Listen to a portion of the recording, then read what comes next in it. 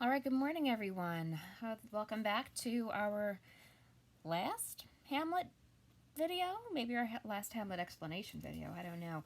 Today we're going to start with Act 5, Scene 2, so let's take a look at it really quickly. And I think, like I did the other day, I'm going to try to intersperse video if I can, where I can, because it is just more helpful to watch the play. I just don't have access to it. I heard that it's available on Amazon Prime. I don't know if you have to pay for it or not. If you have that and you would like to watch the Kenneth Branagh version, please feel free. I was also looking on YouTube, and there's the Laurence Olivier version, which is wonderful. It's very old, though. It's in black and white.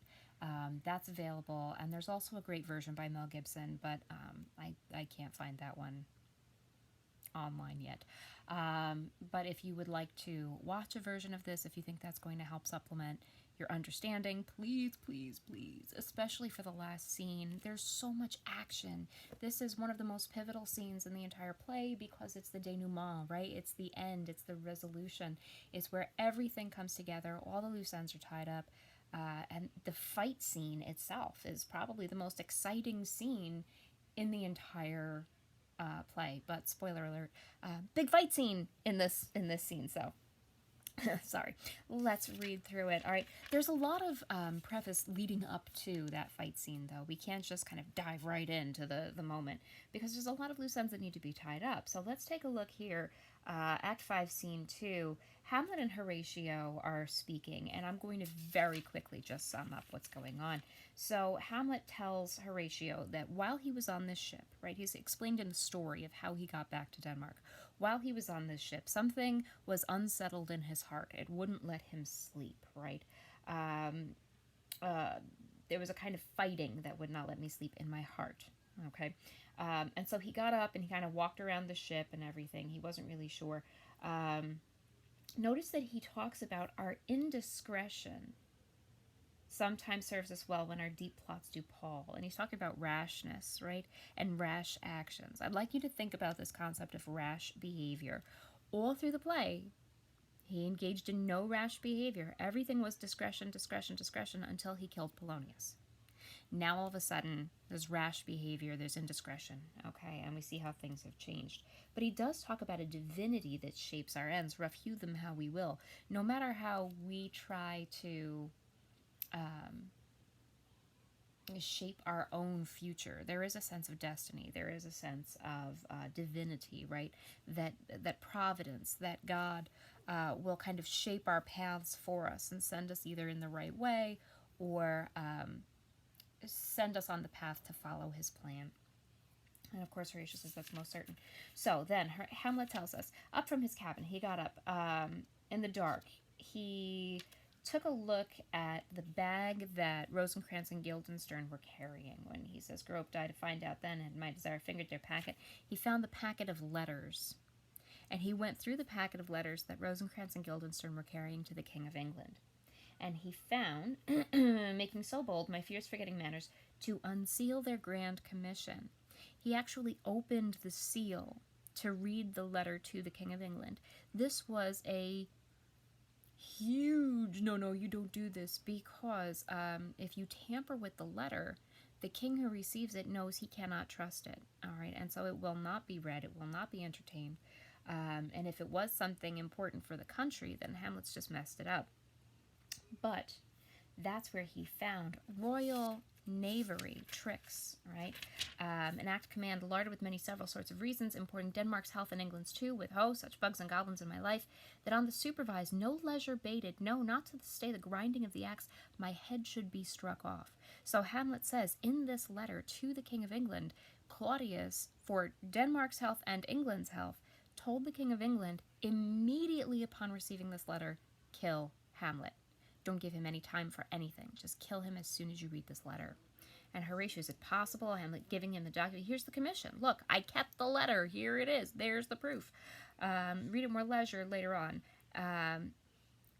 Now, being thus been netted round with villainies, ere I could make a prologue to my brains, they'd begun the play. I sat me down, devised a new commission, right? He sat down and wrote out a new letter. He wrote it fair. I once did hold it, as our statists do, a baseness to write fair, and labored much how to forget that learning. When he was a kid, when he was growing up, and he was being tutored in how to write like a king. It used to annoy him, like, oh, I don't want to do this, it's stupid. But now he thought back, he remembered, oh yes, and that's how he does it. So he wrote as if he were a king, and do you want to know what he wrote, is what he asks Horatio. I, my good lord. An earnest conjuration from the king, as England was his faithful tributary, blah, blah, blah, blah. And Hamlet's basically saying blah, blah, blah. I filled it full of flourishes. I made it sound fancy. Without that, on the viewing and knowing of these contents, this is the end of that passage, without debatement further, more or less, he should those bearers put to sudden death, not shriving time allowed. So as soon as the king reads this letter, he should put Rosencrantz and Guildenstern to sudden death. Don't even give them time to have their final confession, right? No shriving time allowed means don't give them time to even meet with a priest to put them to sudden death. And Horatio wants to know, well, how did you seal this? How did you make it official, right? Because he'd have to make it look exactly like the original letter, otherwise Rosencrantz and Guildenstern would figure it out. And Hamlet says, why? Even in that was heaven ordinant. I was lucky, right? God had set this up for me, kind of. I had my father's signet in my purse. This means the seal of Denmark. It was a ring. They would wear a signet ring that's got a marking, the seal of the country, and that would be for the king to wear, so that when they melted the wax, they put the wax on the letter, the king would dip his signet ring in it, saying, I myself personally sealed this letter, right? Hamlet has one because it was his father's ring. Claudius would have his own, all right? But that was the Danish seal, so he folded it up just like the other one, gave it the impression, put his ring in it, placed it safely. The changeling never known. Rosencrantz and Guildenstern never figured it out, right? The next day was the sea fight, where in rashness he boarded the pirate ship, right? And then the pirates brought him back. And so Horatio seems kind of sad. So Guildenstern and Rosencrantz go to it. They go unknowingly to their own deaths. He says, why, man, they did make love to this employment. They are not near my conscience. Notice, Hamlet doesn't feel bad about doing this to Rosencrantz and Guildenstern because they were so eager to please the king. He feels like they were going to bring me to my own death. This is what they deserve. But did they know what they were doing? We don't know. That's kind of the question, right? Do they really deserve it? Something to think about, okay? Their defeat does by their own insinuation grow. 'Tis dangerous when the baser nature comes between the pass and fell insensate points of mighty opposites. They thought they were tricking a prince, but they're nowhere near my level, all right? And so they get what they deserve, right? Horatio, why, what a king is this, right? Claudius, he can't get over what Claudius would do. And does it not think they stand me now upon? He hath killed my king, whored my mother, yikes, popped in between the election and my hopes, gotten in the way of me taking over as king, thrown out his angle for my proper life, tried to have me killed, and with such cozenage, tricking. Is it not perfect conscience to quit him with this arm? Shouldn't I go and kill him now? I mean, doesn't he deserve it, right? And is it not to be damned to let this canker in our nature come into further evil? Isn't it wrong of me to let him keep going? I need to take my revenge now. And Horatio says it must be shortly known to him from England what is the issue of the business here. So England is going to send back a letter and let him know what happened, right? They're going to let him know that they've killed Rosencrantz and Guildenstern, and then there's going to be an issue. So Hamlet says it will be short.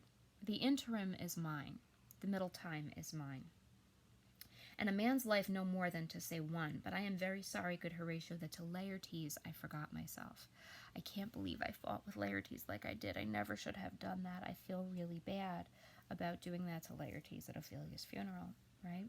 For by the image of my cause I see the portraiture of his. By the image of my cause, looking at my cause, my desire for revenge, I see the picture of his desire for revenge. Right here, we're seeing that they're foils to one another, right? Hamlet and Laertes are foils to one another in some ways. I'll court his favors. I'll apologize, right? But sure, the bravery of his grief did put me into a towering passion. All right, peace, who comes here? Osric enters. Osric is kind of a servant of the king, and your lordship was white. Welcome back to Denmark. This whole thing, guys, I'm not going to read through this whole thing, but basically, Osric is a fool, He thinks that he is much smarter than he is. He thinks that he's very witty and that he can banter back and forth, and Hamlet really just kind of humiliates him without Osric ever even knowing it. Hamlet just runs circles around this guy when it comes to language. There's a lot of punning here. There's a lot of kind of messing back and forth. But long story short, Osric comes in to let him know that Laertes is here, of course, which Hamlet already knows, and that everybody's bragging about what a great swordsman Laertes is, and also that the king has laid a wager, okay, has laid a bet, that if Hamlet and Laertes were to engage in swordplay, right, if they were to fence one another in a competition, not to get hurt, right, but just a competition to see who's the better swordsman, that the king has wagered 6 Barbary horses, excellent horses, against the which he has pawned, as I take it, there's 6 French rapiers and poniards with their signs, as girdle hangers and so, 3 of the carriages in faith are very dear to fancy, very responsive to the hilts, blah, blah, blah, blah, blah.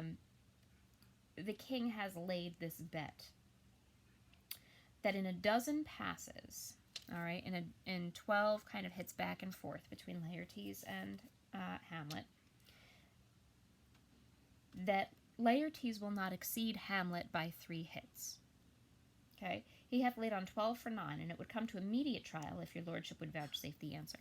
So basically, Claudius has set up this wager that if Hamlet and Laertes were to duel, if they were to fence in competition, not to hurt anybody, just in competition, friendly competition, that Laertes would not be able to get above 3 hits against Hamlet. Okay? And he would like them to duel as soon as possible, right? Let's see if they can fence one another in this competition and see how it goes. So he asks Hamlet if he would be willing to do that. Sir, I will walk here in the hall.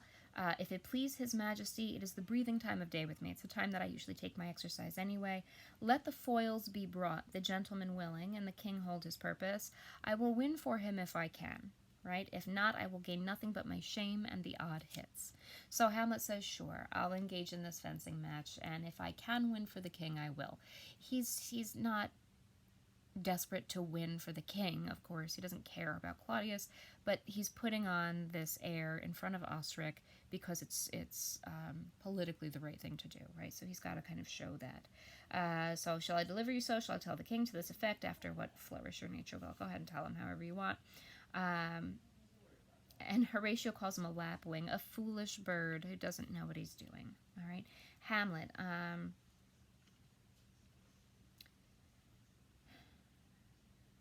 The bubbles are out. Basically, he's talking about like the yeasty time, like the bread rising, the bubbles kind of coming out. Things are coming to fruition now. We see that things are starting to come to a head, and Hamlet realizes it. All right, so the king calls for Hamlet to attend him in the hall. Hamlet says, I'm constant to my purposes. They follow the king's pleasure. If his fitness speaks, mine is ready. So I will engage in this sword fight, no problem. Remember, guys, that this is being set up as just a friendly competition. The foils that they use are supposed to be tipped so that they won't actually hurt one another. It's just a fencing match. It's for sport, right? For competition. All right.